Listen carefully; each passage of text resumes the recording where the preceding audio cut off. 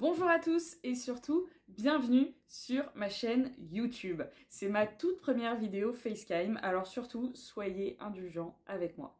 Je m'appelle Camille, j'ai 24 ans et j'ai un compte Bookstagram qui s'appelle Camille se livre, dont je vais vous laisser le lien en description de la vidéo si ça vous intéresse et éventuellement que vous n'êtes pas encore abonné.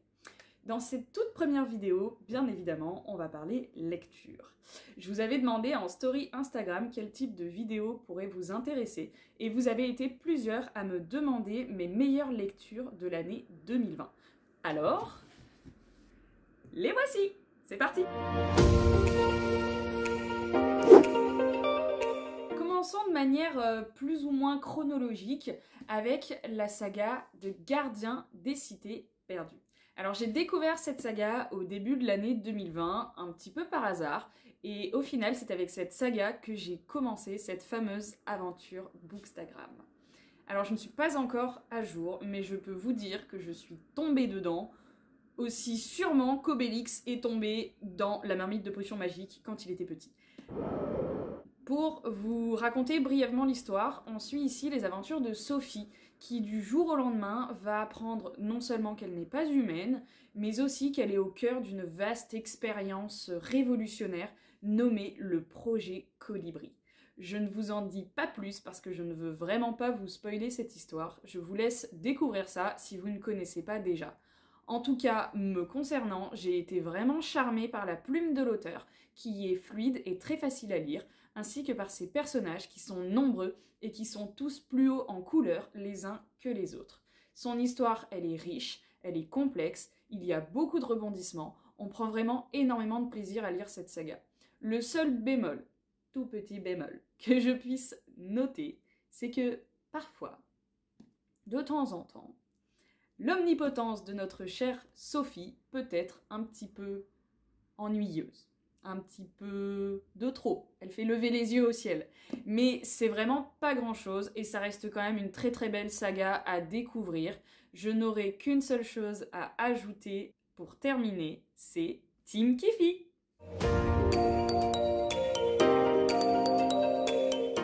La seconde saga coup de cœur de cette année 2020 que j'ai découvert sur les conseils d'une amie, coucou Marie, n'est autre que la fameuse saga de l'épouvanteur. Pour ceux qui ne connaîtraient pas, on fait ici la connaissance de Tom Ward, qui est le 7e fils d'un 7e fils. Certains le savent peut-être, ce rang lui octroie des dons de clairvoyance. Par exemple, Tom va être capable de voir ou de sentir la présence d'esprits ou de personnes décédées. C'est pour cette raison qu'un jour, l'épouvanteur du comté, Monsieur John Gregory, va choisir de prendre Tom comme apprenti épouvanteur.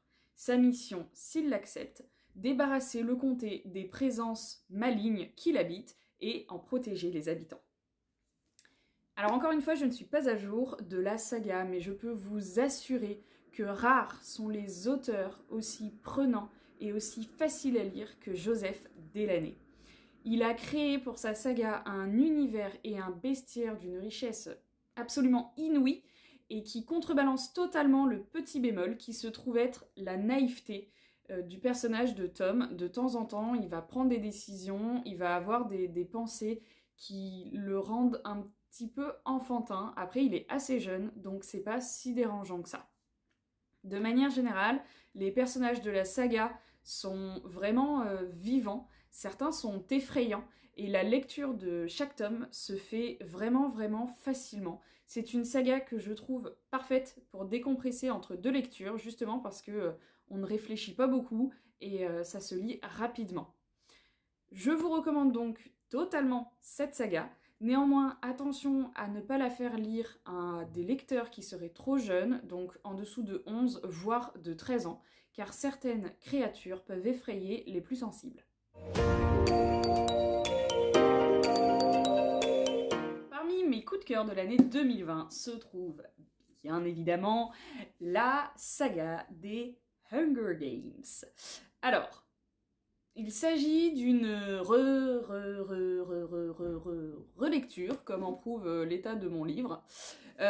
C'était une relecture à l'occasion de la sortie du préquel de la saga, qui s'appelle La balade du serpent et de l'oiseau chanteur. Je compte dédier une vidéo complète sur la saga Hunger Games qui tient une place vraiment particulière dans mon cœur et c'est la raison pour laquelle on ne va pas parler de cette saga en détail aujourd'hui. Néanmoins, ce que je peux vous en dire là tout de suite, c'est lisez-la!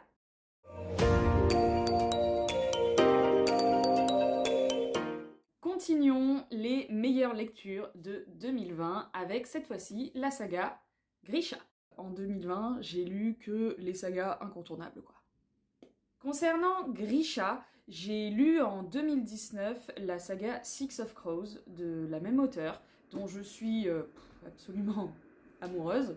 Et c'est la raison pour laquelle en 2020, j'ai décidé de lire cette autre saga phare de Leigh Bardugo qui se trouve donc être Grisha. Pour le pitch, du coup, le voici. Dans un monde où la magie habite une partie des habitants de Ravka, que l'on nomme les Grisha, nous suivons les aventures d'Alina.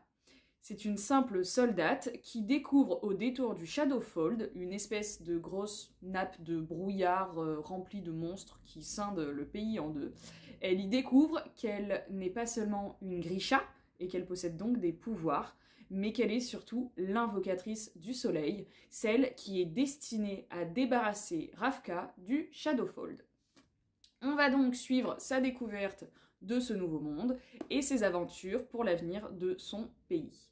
J'ai adoré cette lecture, d'autant plus car je l'ai lu en VO comme vous pouvez le voir. Ça arrive assez rarement, ça m'a permis de découvrir la plume de Leigh Bardugo qui est vraiment spéciale et que j'aime énormément, qui est assez dark. En plus, rien que pour les couvertures, je pense que ça vaut le coup d'acheter les versions anglaises, les versions originales. En tout cas, le Grishaverse, comme on l'appelle, est un univers qui est très riche au sein duquel Leigh Bardugo fait évoluer ses personnages.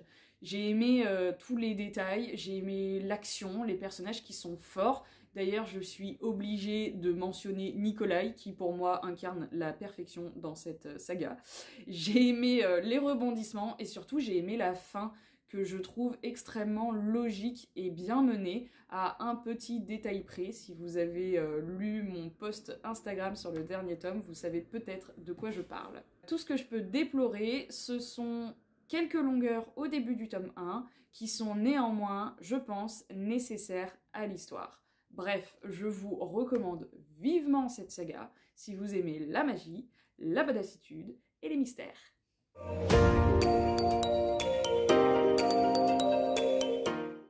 C'est au tour de la saga Waouh de cette année 2020. Je l'ai découvert grâce au service de Cube auquel je suis abonnée et dont je vais vous laisser le lien en description si ça vous intéresse. En tout cas, cette saga s'est hissée sans mal dans mon top 5 des sagas favorites de tous les temps. J'ai bien entendu nommé, certains l'ont peut-être déjà deviné, les Chroniques lunaires. Pour ceux qui ne connaîtraient pas, le petit pitch, dans un monde futuriste où les humains et les androïdes cohabitent, Cinder est une cyborg. Autrement dit, c'est une paria. Elle vit avec son affreuse belle-mère et ses deux belles-sœurs jusqu'au jour où... Vous ne rêvez pas, c'est au conte de Cendrillon que cette histoire vous fait penser. Néanmoins, les Chroniques lunaires vont bien au-delà de ça. On y découvre un univers dystopique où la Terre, ravagée par une étrange et mystérieuse maladie qu'on appelle la létumose, vit sous le joug du peuple lunaire. Je suis totalement fan de cette saga. J'aime tous ces personnages, j'aime toutes les allusions aux différents contes que l'on connaît généralement tous, j'aime les détails, j'aime les relations, les tactiques. Chaque tome, donc il y a 4 tomes pour l'histoire principale, chaque tome est plus captivant que le précédent, ce qui est, je trouve, assez rare finalement dans le monde de la littérature. Pour moi, cette saga est tout bonnement parfaite. Et c'est un véritable incontournable pour les lecteurs de science-fiction et de dystopie. Je vous la recommande à 100%, encore et encore, car vous ne serez vraiment pas déçus par les aventures de Cinder et de tous ses acolytes.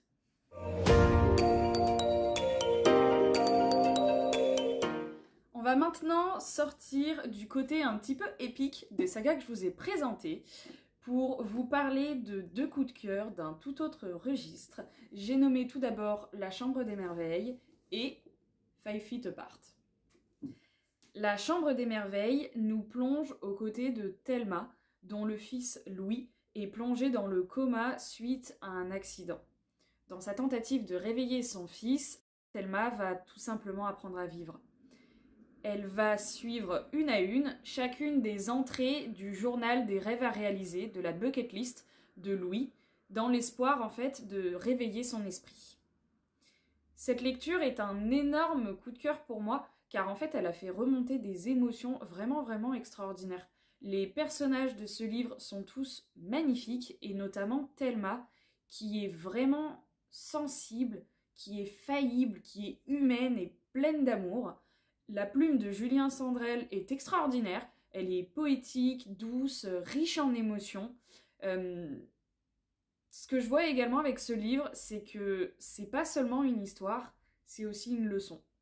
Et ce que j'en retire comme leçon, après chacun peut penser ce qu'il veut, ce que j'en retire comme leçon, c'est qu'il faut vivre chaque instant. Et si c'est pas pour soi-même, alors essayons de le faire pour ceux qui nous aiment. Je recommande vraiment à 100% et les yeux fermés cette lecture. Vous ne serez vraiment pas déçus et elle vous offrira un petit moment de poésie, d'émotion et surtout d'espoir.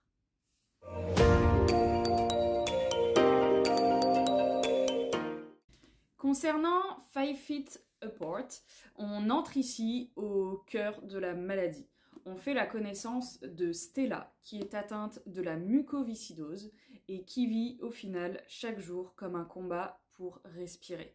Dans l'hôpital dans lequel elle a ses habitudes, elle va faire la rencontre de Will, qui est atteint de la même maladie. 5 pieds, 3 pas, c'est ce qui doit en permanence les séparer s'ils veulent pouvoir rester en sécurité. Je suis une grande sensible et dès qu'on touche à ce genre de thématique, je suis généralement sûre d'adorer. Mais là, on est vraiment sur un tout autre niveau. Cette histoire, elle m'a bouleversée. Ce livre, l'histoire de Stella et de Will, c'est une véritable ode à la vie. C'est une ode à l'amour, celui qui n'est pas égoïste, celui qui est pur. Il retrace de manière extrêmement documentée le combat des patients atteints de la mucoviscidose. Mais, et heureusement, c'est pas seulement un documentaire, c'est un véritable plongeon dans l'intimité des personnages. En lisant 5 Feet Apart, j'ai pleuré, j'ai souri, j'ai cessé de respirer avec les personnages. Mon cœur s'est brisé, il s'est reconstruit, il s'est encore brisé. Je l'ai adoré et je le recommande à tous, vraiment à tous. Non seulement pour la superbe histoire qu'il raconte, mais aussi pour, peut-être, vous sensibiliser à cette maladie qu'est la mucoviscidose.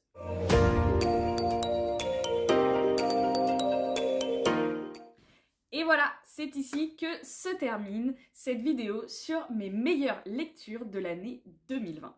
J'espère qu'elle vous aura donné envie de découvrir ces différentes sagas et ces différents ouvrages qui m'ont permis de passer cette année un petit peu particulière de manière un petit peu plus douce. N'hésitez pas à laisser vos avis en commentaire, c'est important. N'hésitez pas à vous abonner à ma chaîne YouTube si vous voulez découvrir mes prochains contenus. En attendant, je vous souhaite une bonne journée, une bonne nuit ou même une bonne semaine. Prenez soin de vous et à bientôt!